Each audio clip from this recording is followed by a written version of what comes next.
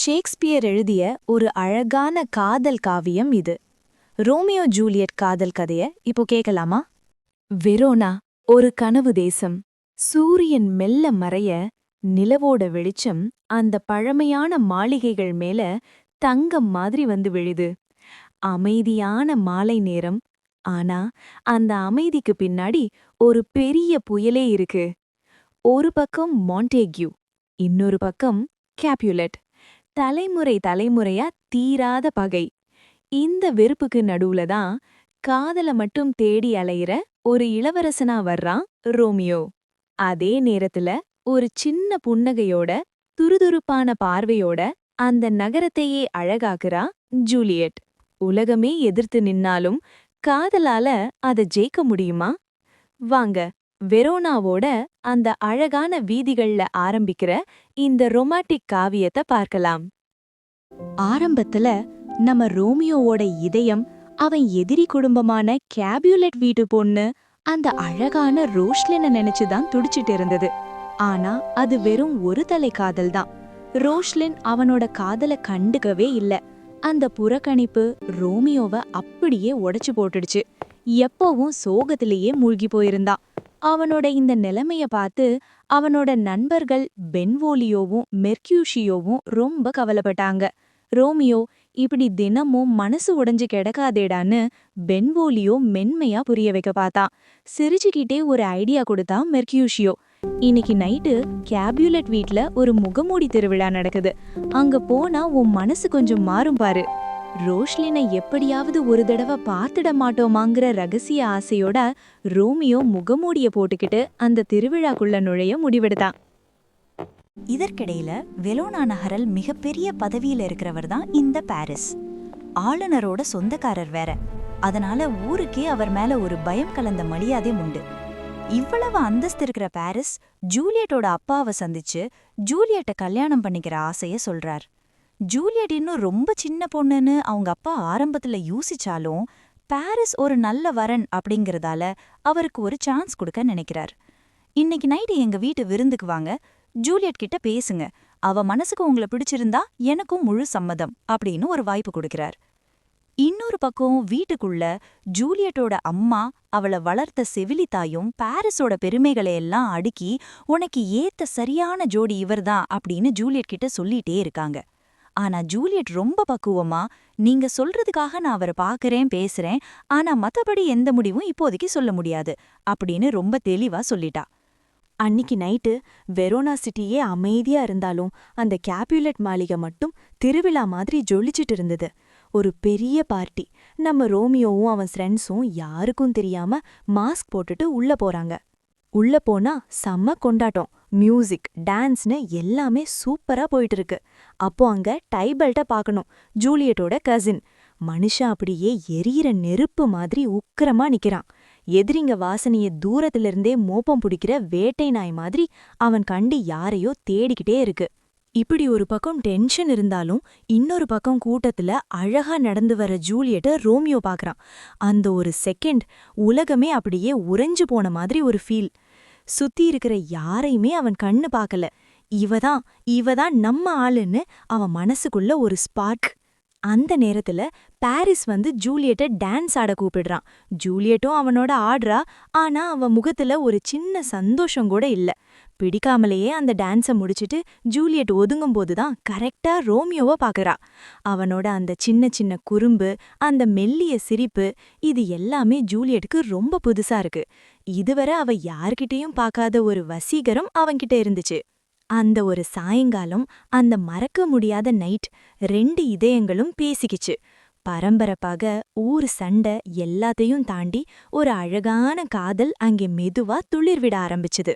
ஒரு ஓரமா யாருக்கும் தெரியாம ரோமியோவும் ஜூலியட்டும் மெதுவா வார்த்தைகளை பரிமாறிக்கிட்டு இருக்காங்க. அப்போ திடீர்னு கீழே இருந்து ஒரே சத்தம். அது ரோமியோவோட நண்பர்கள் தான் பார்ட்டியில கொஞ்சம் அதிகமா ஃபன் பண்றாங்க. அந்த சத்தம் டைபால்ட் கண்ணுல சிக்குது. இந்த நடையெல்லாம் மாண்டெக்யூ பசங்களோடதுதான்னு அவன் உடனே புரிஞ்சுக்கிறான். முகம் கோபத்துல கடினமா மாறுது. இவங்க இங்க என்ன பண்றாங்க? அடுத்த நொடியே ரோமியோவும் அவனோட நண்பர்களும் இங்க நிக்க வேண்டான்னு புரிஞ்சுக்கிட்டு அங்கிருந்து தப்பிக்கிறாங்க. டைபால்ட் பின்னாலே கத்திக்கிட்டே ஓடி வரான். ஆனா கிரவுட், மியூசிக், கேஆஸ்ல எதுவும் செய்ய முடியாம போகுது. இது இங்கேயே முடிய போறதில்லன்னு அவன் மனசுக்குள்ள கோபம் கொதிக்குது. அந்த குழப்பத்துக்குள்ள ரோமியோவும் அவனோட நண்பர்களும் காணாம போயிடுறாங்க. அப்போதான் ஜூலியட் உறைந்து நிற்கிறாள். மாண்டெக்யூன்னு அந்த வார்த்தை அவள் காதுல மீண்டும் ஒலிக்குது. நான் காதலிச்சவன் என் குடும்பத்தோட எதிரி குடும்பத்தோட பையனா? அதே இரவு ஒரு பெரிய முடிவு எடுக்கறாங்க. ஜூலியட்டோட விருப்பமே இல்லாம அவளுக்கு அந்த பாரிஸ் கூட நிச்சயதார்த்தம் பண்றாங்க. விளக்குகள் பிரகாசமா ஒளிர்ந்தாலும் ஜூலியட்டோட மனசு மட்டும் முழுக்க இருட்டா மாறுது.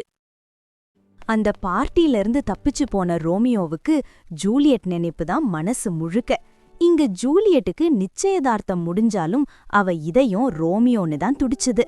அந்த நம்பிக்கை தான் அவளுக்கு பெரிய தெம்பா இருந்துச்சு. ஜூலியட்ட பார்த்தே ஆகணும்னு ரோமியோ அவ தெருவிலேயே சுத்திட்டு இருந்தான்.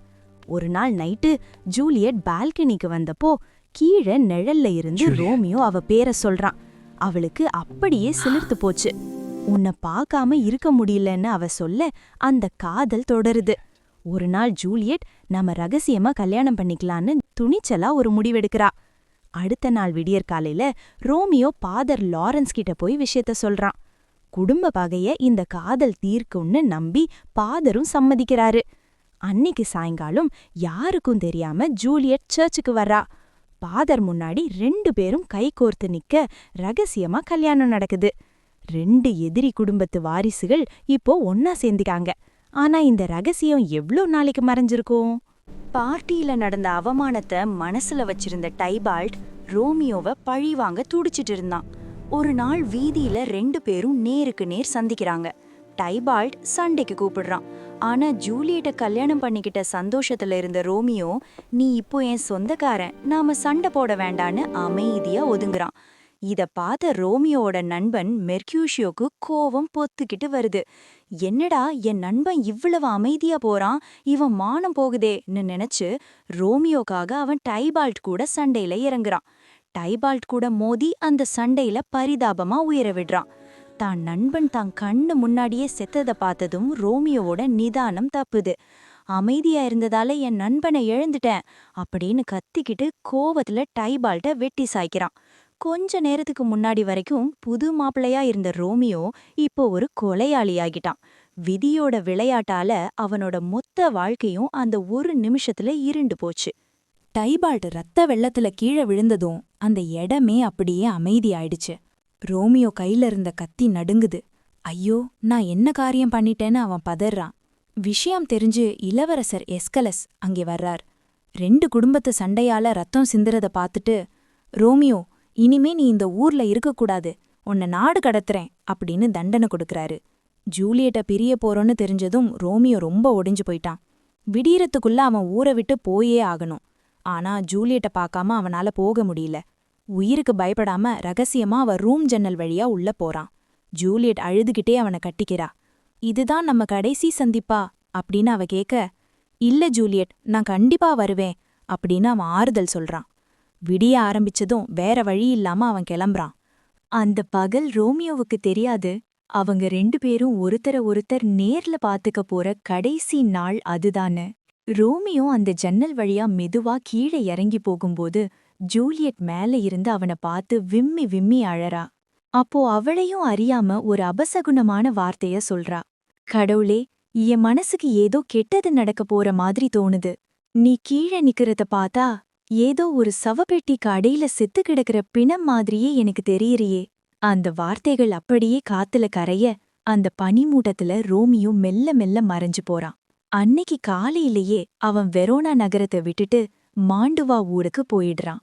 இங்க ரோமியோ நாடு கடத்தப்பட்ட செய்தியை கேட்டு அவன் குடும்பமான மாண்டேக் ஃபேமிலி அப்படியே நிலை குலைஞ்சு போயிட்டாங்க.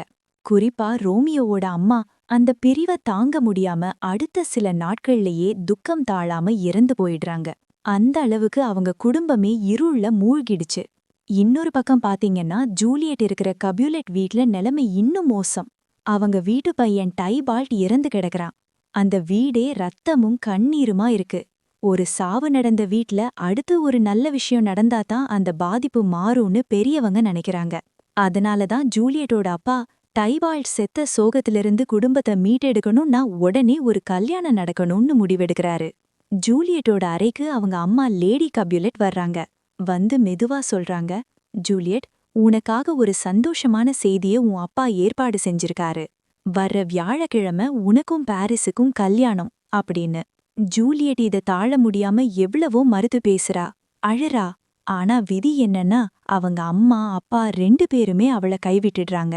ஒழுங்கா கல்யாணம் பண்ணிக்கோ, இல்லனா வீட்டை விட்டு போயிடுன்னு அவங்க அப்பா மிரட்டுறாரு. இந்த இக்கட்டான நிலையில தான் வேற வழியே இல்லாம ஜூலியட் ஃபாதர் லாரன்ஸ தேடி ஓடுறா. ஃபாதர் லாரன்ஸ் ரூம்ல ஜூலியட் அப்படியே உடைஞ்சு போய் நிக்கிறா. ஃபாதர், எங்க அப்பா என்ன அந்த பாரிஸ்க்கு கட்டி கொடுக்க போறாரு. ரோமியோ இல்லாம என்னால ஒரு நிமிஷம் கூட இருக்க முடியாது. ஏதாவது ஒரு வழி சொல்லுங்க, இல்லைனா இங்கேயே என் உசுர விட்டுடுவேன் அப்படின்னு கண்ணீர் மல்க கத்துறா. அவளோட துணிச்சல பார்த்த ஃபாதர் கொஞ்சம் யோசிச்சு ஒரு பயங்கரமான பிளான போடுறாரு. ஒரு சின்ன கண்ணாடி பாட்டில எடுத்து அவகிட்ட நீட்டுறாரு. அதுல நீல நிறத்துல ஒரு மருந்து இருக்கு. இத நாளைக்கு நைட்டு யாரும் இல்லாதப்ப குடிச்சிடு. குடிச்ச அடுத்த செகண்ட் உன் உடம்பு அப்படியே ஐஸ் மாதிரி ஜில்லுன்னு ஆயிடும். எல்லாரும் நீ செத்துட்டேன்னு நம்புவாங்க. ஆனா நிஜத்துல நீ ஒரு 42 மணி நேரம் தூக்கத்துல இருப்ப. உன்னை தூக்கிட்டு போய் அந்த பழைய கல்லறையில வச்சிடுவாங்க. அதுக்குள்ள நான் ரோமியோவுக்கு ஒரு கடிதத்தை அனுப்பிடுவேன். நீ கண்ணு முழிக்கும்போது அவன் உன் பக்கத்துல இருப்பான். அப்புறம் 2 பேரும் அப்படியே ஊரை விட்டு ஓடி போயிரலாம். ஜூலியட்டுக்கு கை காலெல்லாம் நடுங்குது. ஒருவேளை இது நிஜமாவே விஷமா இருந்தா, இல்ல அந்த பாழடைஞ்ச கல்லறையில நான் மட்டும் தனியா முழிச்சா என்ன பண்றதுன்னு பயம் வருது. ஆனா ரோமியோவோட முகம் ஞாபகம் வரவும், சரி நான் இத செய்யறேன்னு தைரியத்தை வரவழைச்சுக்கிறா. நேரா வீட்டுக்கு போய் அப்பா கால்ல விழுந்து நான் பாரிஸையே கல்யாணம் பண்ணிக்கிறேன்னு ஒரு பெரிய பொய்ய சொல்றா.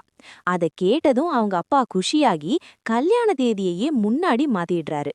அன்னைக்கு நைட்டு ஜூலியட் அவ ரூம்ல தனியா நிக்கிறா. வெளியில கல்யாண ஏற்பாடுங்க ரொம்ப ஜோரா நடக்குது. ஆனா ரூமுக்குள்ள பயங்கரமான அமைதி. கையில அந்த நீல மருந்து பாட்டில். ரோமியோ, இதுதான் நமக்கான கடைசி சான்ஸ்னு மனச தேத்திக்கிறா.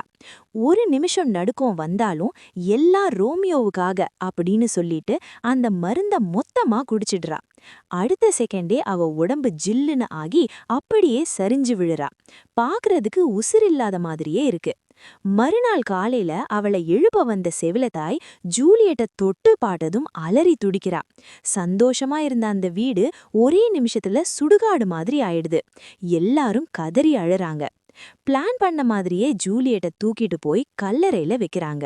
ஃபாதர் லாரன்ஸ் உடனே ரோமியோக்கு ஒரு லெட்டர் எழுதி ஃபாதர் ஜான் கிட்ட அந்த லெட்டரை கொடுத்து அனுப்புறாரு.